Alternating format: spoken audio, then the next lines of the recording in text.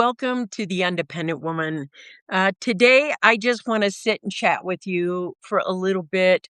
I don't know about you, but I am feeling like, oh my gosh, I am really fatigued. I'm so tired of, political fatigue where there's so much arguing and so much uncertainty and everything's an emergency right now. I mean, it's like every time you get on the news, there's this urgency and urgency that just keeps going on and on. And then the information fatigue. I mean, I write information, I get it. I'm part of the cycle of that.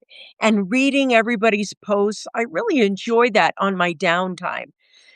But my brain is tired sometimes from too much input. And there's constant updates.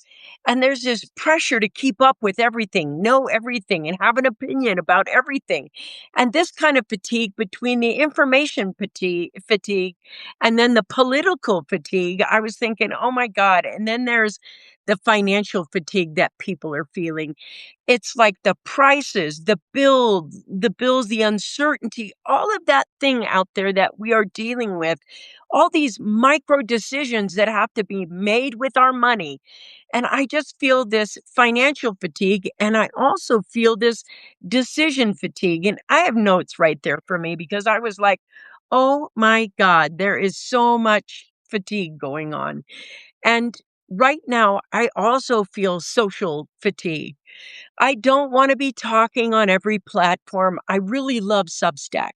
I love the mindset on it. I love the people that are on there. This is really my home, but be here and be there. I find some of the other platforms toxic to be on.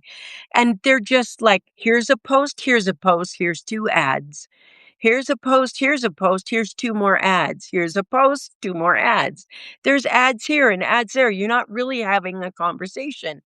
And today I felt short. I was just like, you know what? I'm drained with having all of these like interests or being my attention being pulled. And I realized that, okay, it's your attention, Vickie. It's your focus. You get to put it where you want to.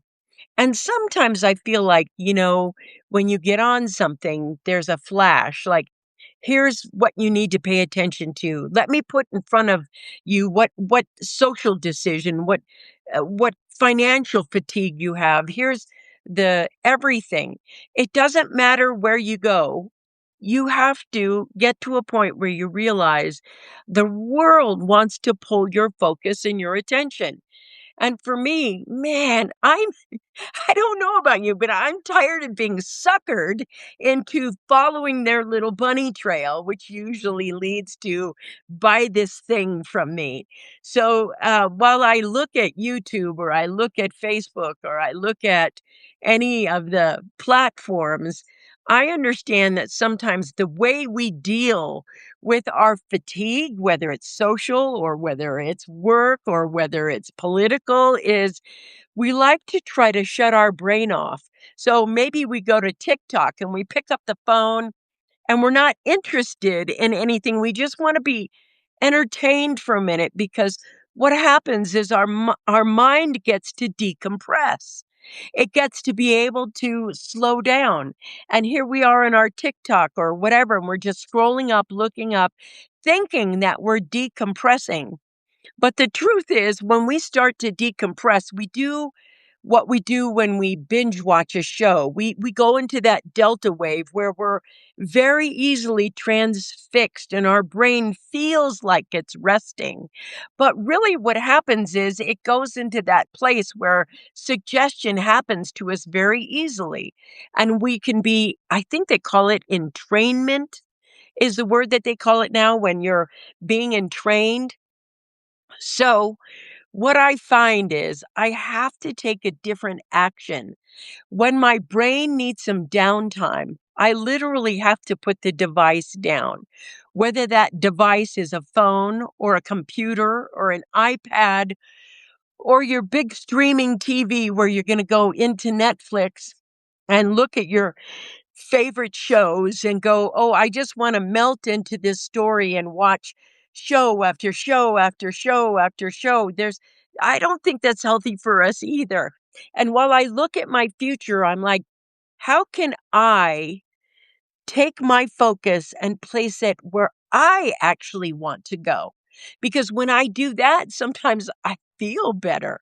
I actually have a pleasantness feeling. What I have found is I'm such a lover of reading that when I get on Substack, yes, I'm doing things live because I promised myself I wanted to just get good at doing things live. I did lives before, now I'm doing them again. I just want to be authentic and out there and say, you know what? Today I'm feeling fatigue. I am really tired. And when I get on Substack, I don't feel the decision fatigue or the information fatigue. I feel a community that is being talked to. Everybody's sharing what they're about, sharing what they like, sharing what their message to the world is. And I can ingest that so much easier. It's great downtime for me. So now when I have my downtime, I actually have to have downtime from all the other platforms. And as I'm on Substack, I don't know about you, but my time on other platforms is shrinking because the more I'm away for it, it's more shocking when you go on like, oh my God, it used to be just your friends. I'm not very big on Twitter. I think Twitter is, I don't know. I don't even know what to call it. It's so unusual.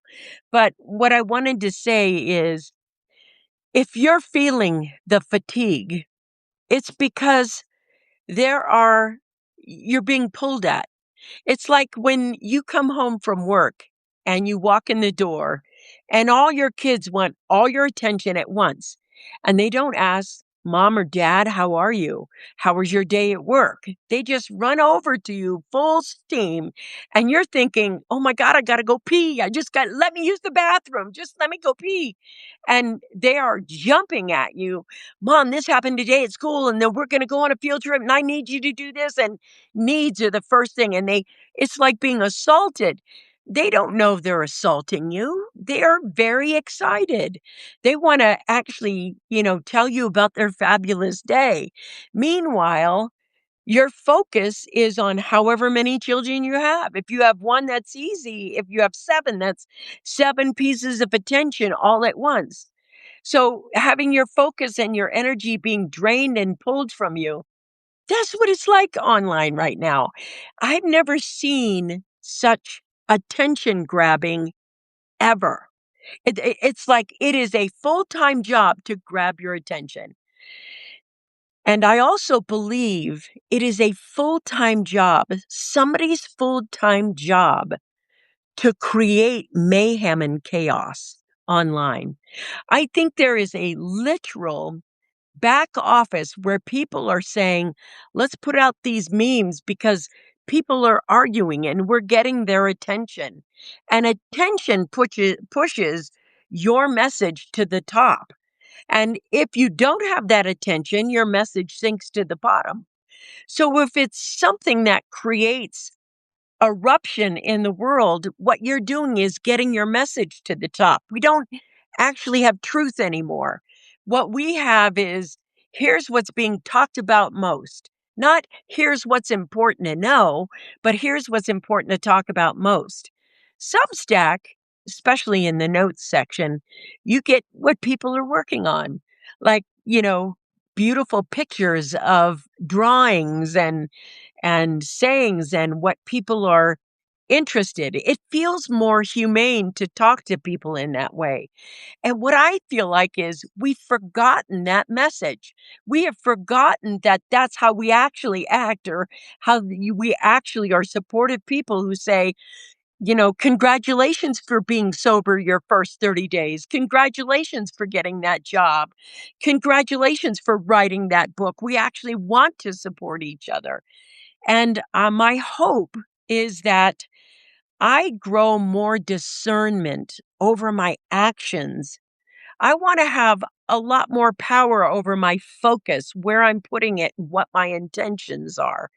And I hope that if you have any one of these decision fatigue and social fatigue and political fatigue and information fatigue or whatever fatigue you're feeling right now, the the the clearest thing to do is to take your attention away from the thing that is fatiguing you the most and be able to say, I want to point my focus into something that makes me feel good, that makes me feel connected, that gives me a sense of belonging or a sense of purpose.